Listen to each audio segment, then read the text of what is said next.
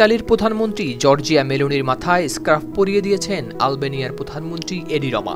15 জানুয়ারি বুধবার আবুধাবিতে world future energy সামিটে যোগ দেন এই দুই বিশ্বনেতা। সেখানেই মেলোনিকে স্কার্ফটি উপহার দেন তিনি, সঙ্গে তার মাথায় এটি পরিয়ে দেন রামা।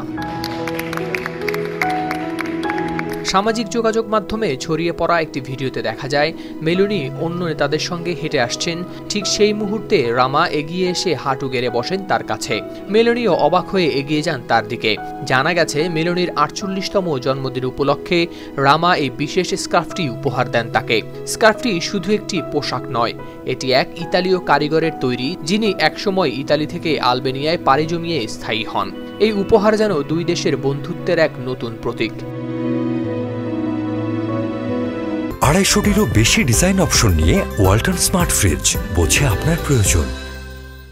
তারা দুজন ভিন্ন দেশের নেতা, রাজনৈতিক মতাদর্শও আলাদা, তবুও তাদের মধ্যে সম্পর্ক বেশ বন্ধুত্বপূর্ণ।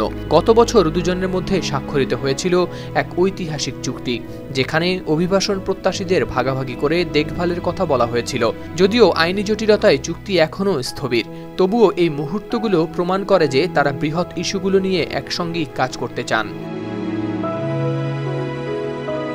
এই ছোট্ট স্কার্ফের মধ্য দিয়ে প্রকাশ পেয়েছে দুই নেতার সম্পর্কের সৌন্দর্য, যা কেড়ে নিয়েছে গোটা বিশ্বের মন। এটি শুধুই উপহার নয়, বরং আন্তরিকতা, সম্মান ও বন্ধুত্বের এক প্রতীক। হাওলাদার শামীম, RTV।